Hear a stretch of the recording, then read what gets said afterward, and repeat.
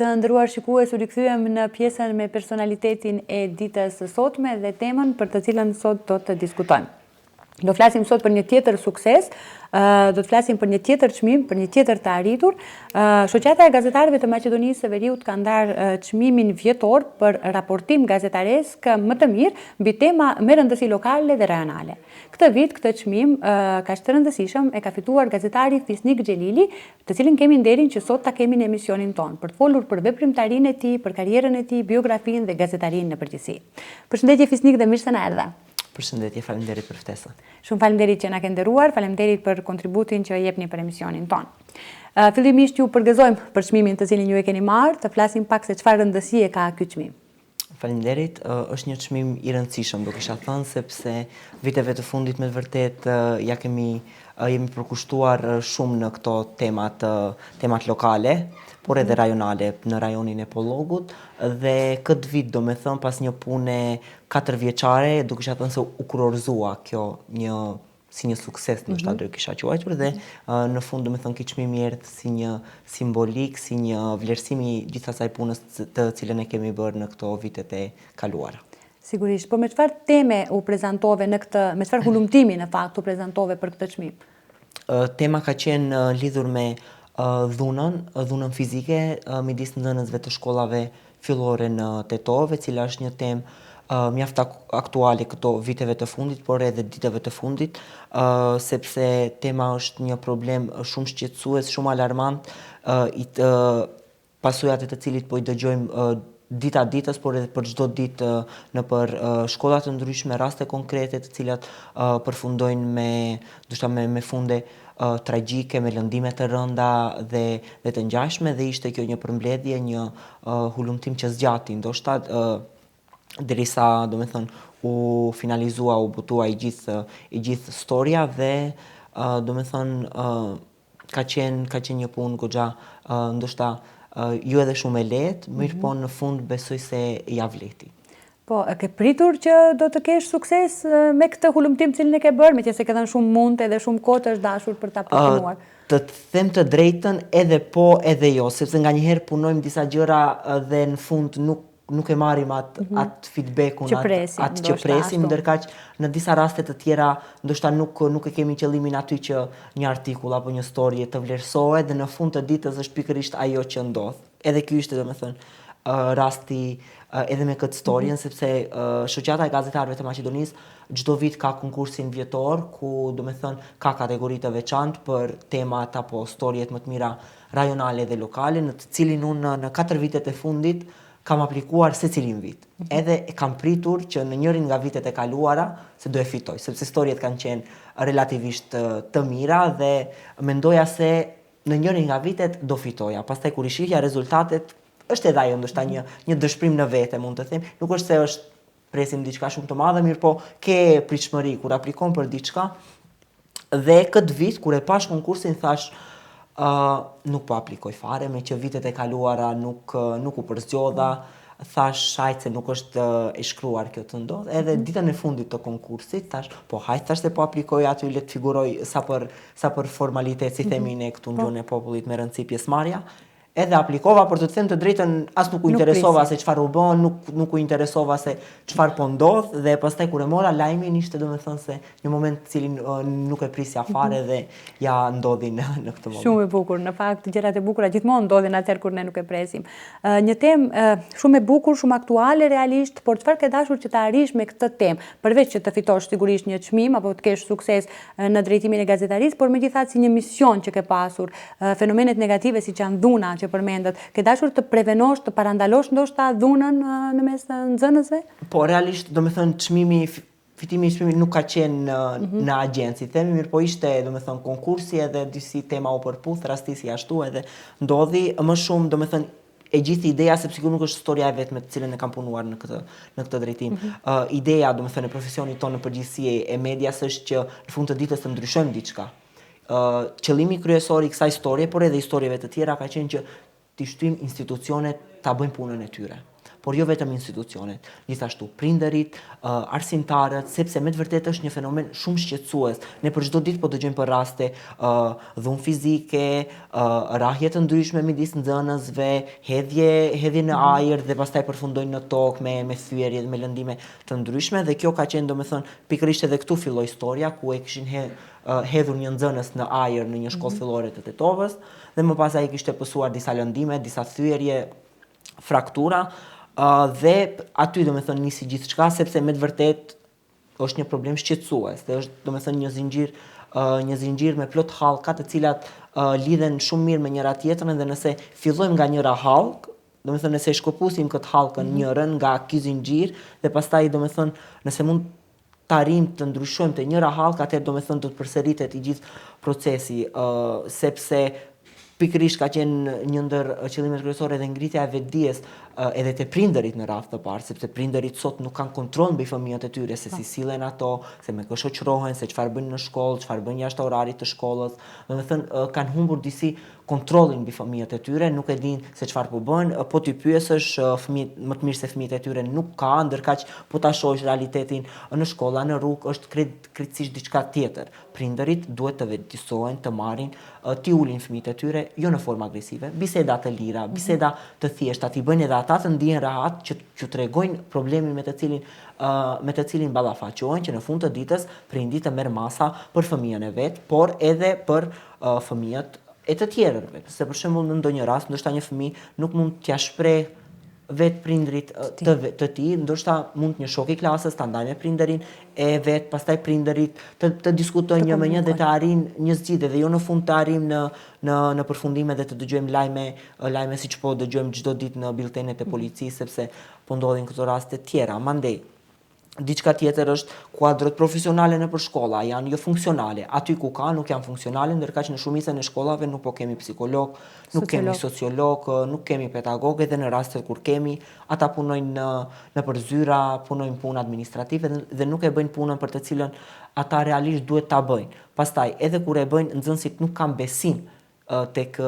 kuadrot profesionale, sepse nuk po merren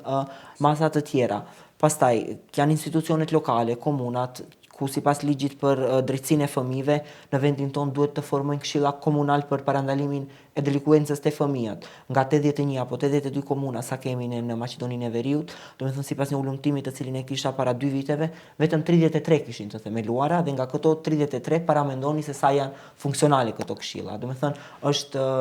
shumë i vogël. Në bazë të asaj që kam arritur të hulumtoj unë, vetëm në Tetovë kemi një këshill të tillë funksional, të cilat po bëjnë një punë, do kisha thënë, të jashtëzakonshme, e gjithë kjo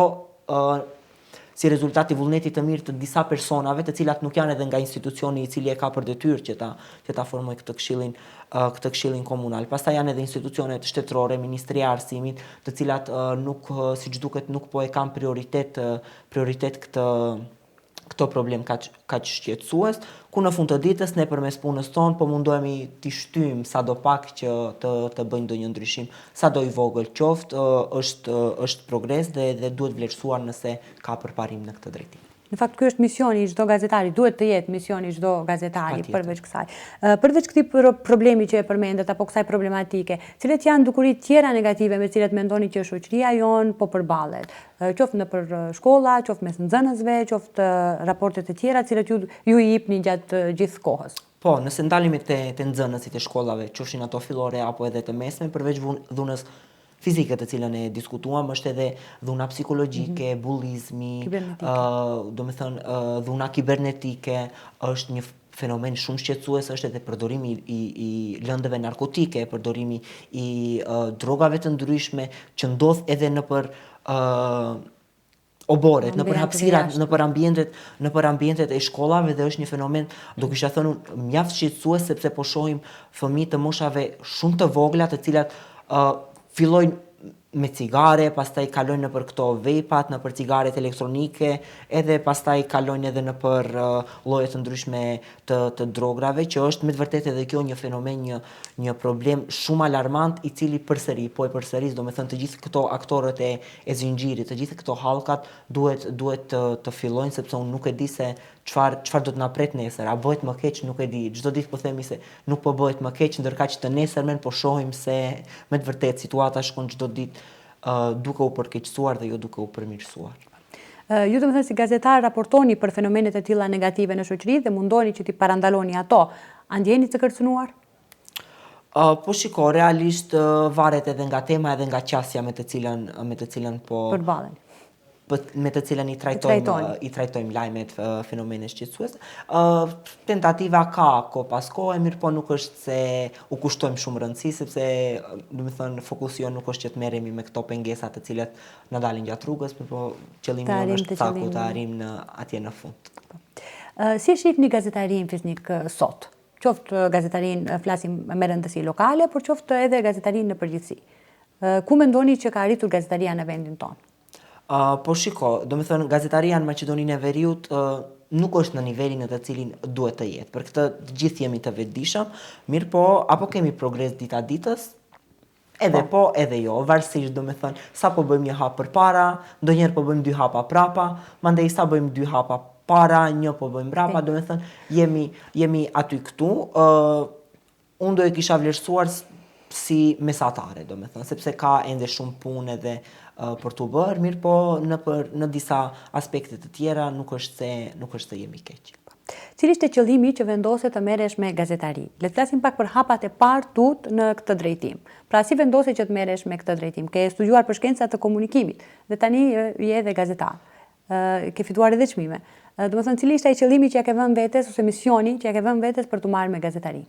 Realisht, do të thënë që i vogël kam pasur shumë profesione, doja të bëjsha. Edhe gazetaria ishte një ndër to, mirë po nuk e dija edhe periudhën e studimeve se çfarë realisht doja të bëja në këtë vend, në këtë vendin ton. Edhe, do të thënë, edhe fakultetin e mora një drejtim pak me disa disiplina, jo vetëm një, edhe në fund, do të thënë, sikur e gjeta veten aty në gazetari, sepse ne edhe ashtu nga natyra gazetarët gjithnjë ju pengojnë këto padrejtësitë,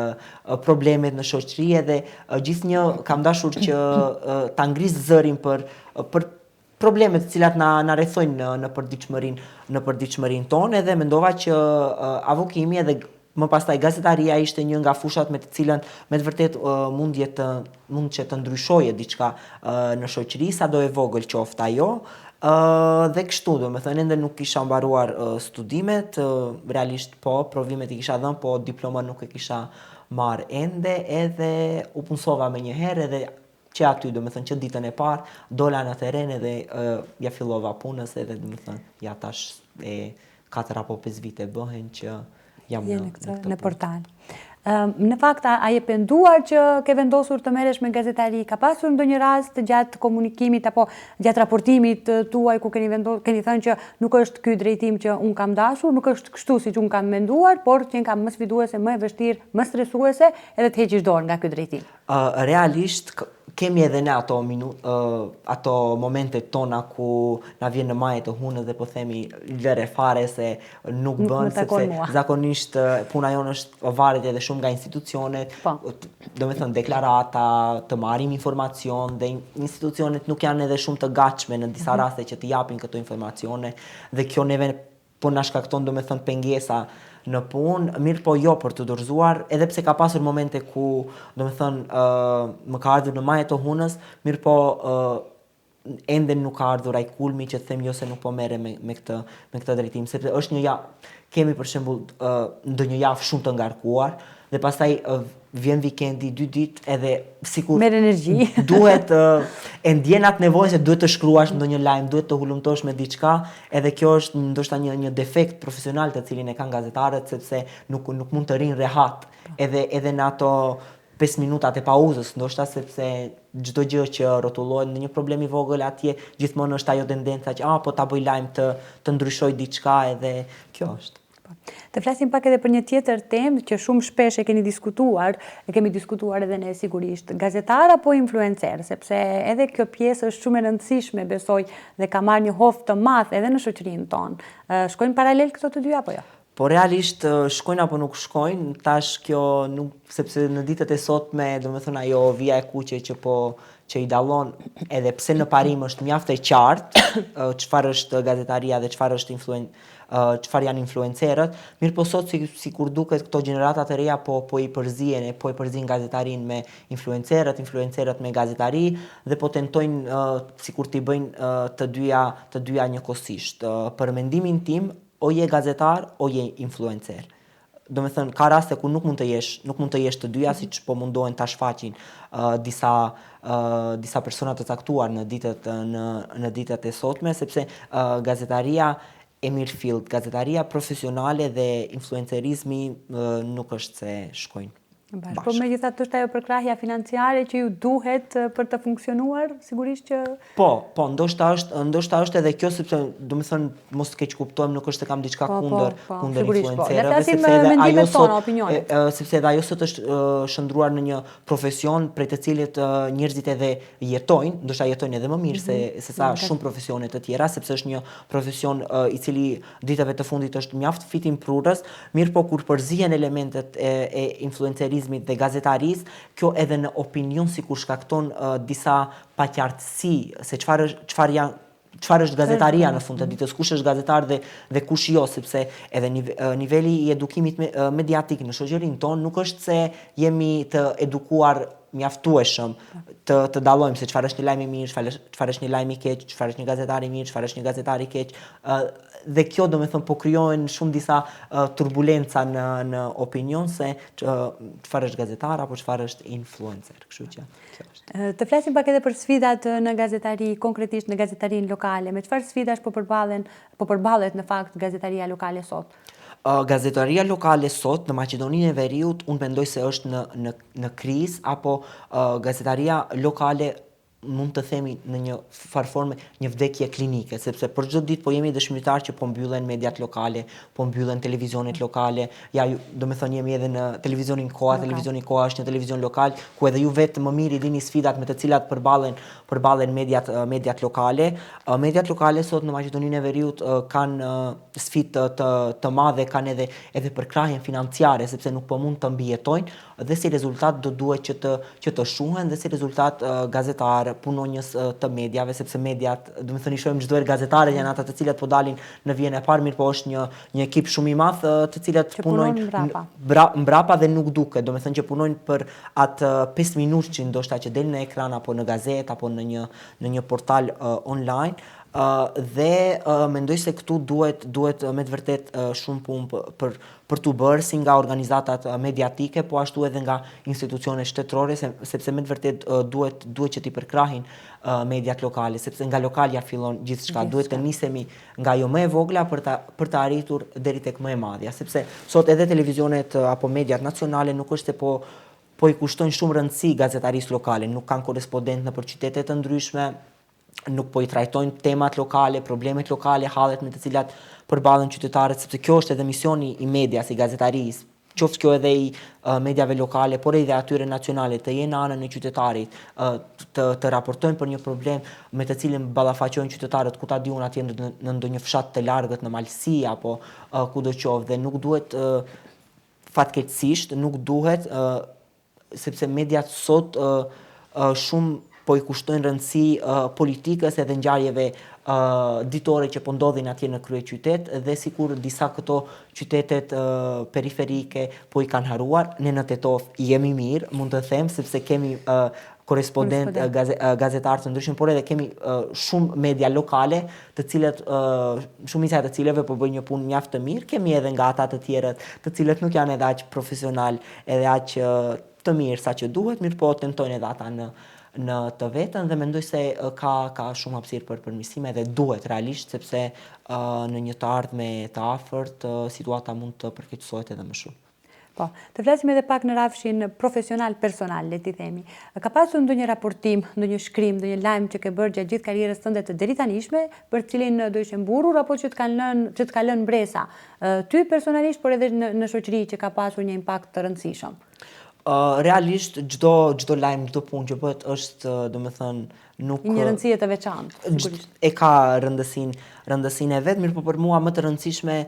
janë ata tema apo ato shkrime të cilat në fund të ditës kanë arritur të ndryshojnë diçka sado e vogël qoftë ajo, ku ta di unë, një grop me të cilën po ballafaqojnë qytetarët atje, që mos t'i prishin veturat apo që mos të rrëzohen, nëse ajo është mbushur me asfalt apo ndonjë rrugë që është asfaltuar apo ku ta di unë, qytetarët kanë pasur probleme me ujë, domethënë për mua kjo është shumë e suksesshme se sa të del një shkrim apo një video apo diçka që në fund të ditës nuk tregon, nuk ka asgjë të rëndësishme, mund të ketë qindra mijëra, miliona shikime, por nëse në fund të ditës nuk ka arritur të bëj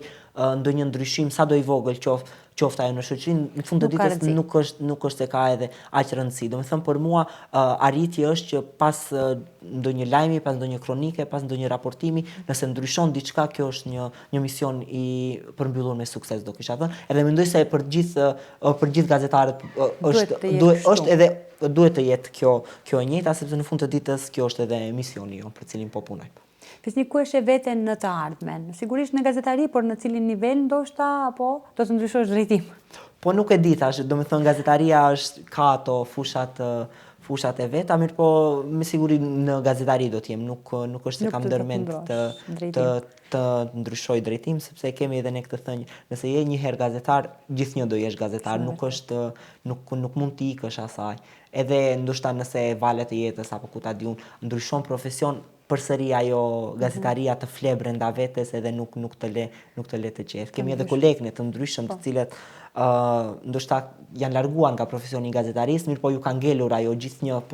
kur po shohin ku ta di unë ndonjë problem, ndonjë parregullsi, edhe pse vetë nuk janë ende në atë profesion, mirë, po direkt na dërgojnë, shikoni se këtu pas ka diçka, ka material për lajm, storie. Kështu që menjëherë këtu fillon. Menjëherë po. Po gazetarin hulumtuese si e shihni në vendin tonë? Gazetaria hulumtuese fatkeqësisht në vendin tonë lë shumë për të dëshiruar, sidomos në mediat shqiptare, shqipfolse, sepse nuk po kemi media realisht të cilat po hulumtojnë, media hulumtuese, dhe pikërisht edhe këtu është problemi, sepse nuk ndoshta gazetarët duhet ju ofrojnë mundësi që ata pastaj të punojnë në gazetari hulumtuese, është sfiduese, pa dyshim, sepse është një nga në rastet të caktuara është edhe e rrezikshme, sepse në gazetari hulumtuese përballesh me lloj-lloj keqpërdorimesh nga njerëz me pushtet, nga njerëz të fuqishëm, të cilët në fund të ditës po bëjnë gjithçka që ai produkt, ai lajm apo mos të delnë sipërfaqe për ta mbrojtur veten e tyre. Mirë, po nuk dua, domethënë nuk është gjithçka zi, ka edhe gazetar, media hulumtuese të cilët me punën e tyre po bëjnë realisht ndryshime të cilat nuk po i bëjnë institucionet, nuk po i bëjnë prokurorit, nuk po i bëjnë gjykatat, nuk po i bëjnë policia dhe të tjerat, mirë, po duhet me të vërtet duhet qoftë kjo edhe një thirrje për mediat apo për ku ta di unë mbështetësi të ndryshëm që të përkrahin gazetarin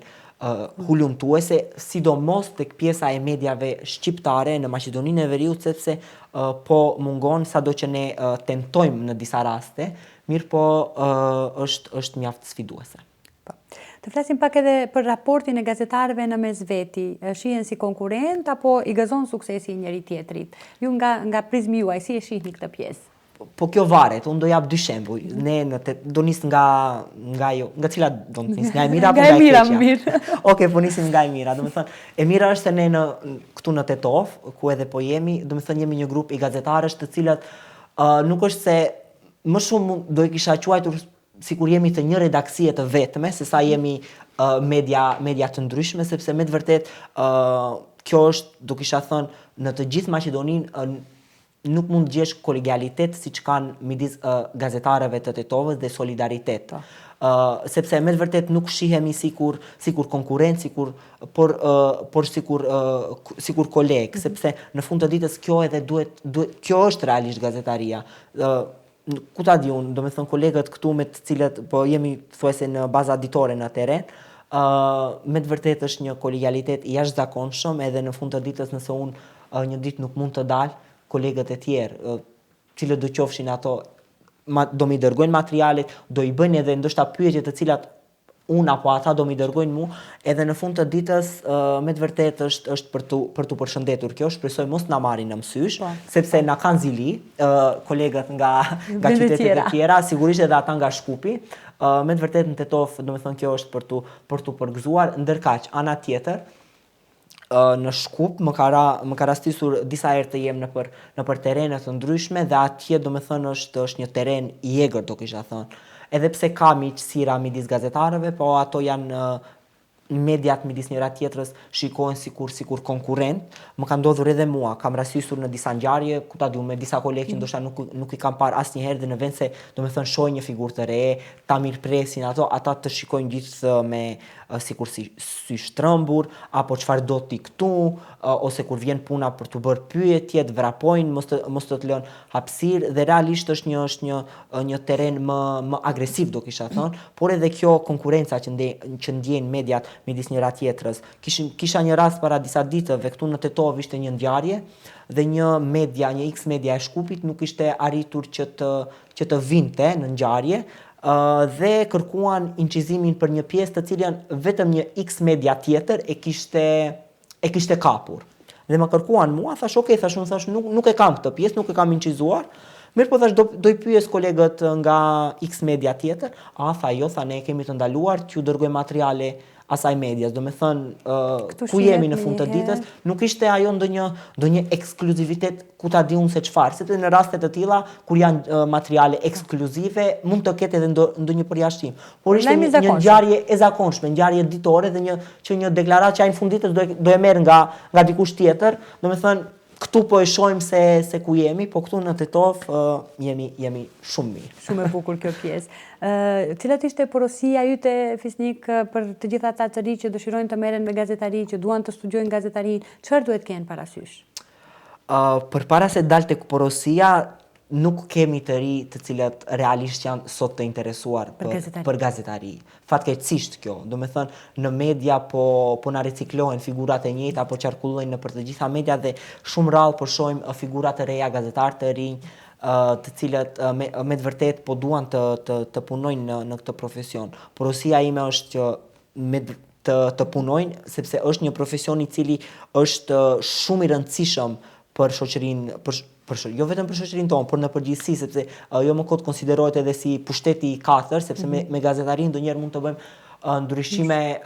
shumë më të mëdha se sa mund të bëjnë pushtetet e tjera apo institucionet e tjera dhe qoftë kjo një thirrje e fundit që të regjistrohen nëpër fakultetet të gazetarisë, të punojnë me përkushtim gjithnjë t'ju qëndrojnë besnike parimeve gazetareske dhe profesionalizmit, mos t'i përzihen me ato elementet e influencerizmit që i përmendëm më herët, sepse edhe po ndodh shumë realisht, janë më të drejtuar nga kjo pjesa tjetër kohëve të fundit, mirë po është një situatë edhe kjo alarmante, sepse do ngelim pa gazetarë, do na pensionohen këto të cilët po i kemi, do kalojnë do me thënë gjenerata dhe nuk do kemi gazetar, nuk do kemi raportues të mirëfillt dhe në çfarë niveli do e kemi gazetarin. Sigurisht. Fisnik, unë falenderoj shumë që sot ishe pjesë e emisionit tonë, edhe një të përgëzoj për çmimin, uroj të marrësh më shumë çmimet e tjera dhe sërish për të arriturat dhe sukseset e tua të flasim nëpër emisionet tona. Faleminderit shumë. Të nderuar shikues, ishte kjo pjesa me personalitetin e ditës, ju vazhdoni të qëndroni dhe më tutje me emisionin e pasdites, rikthehemi vetëm pas pak.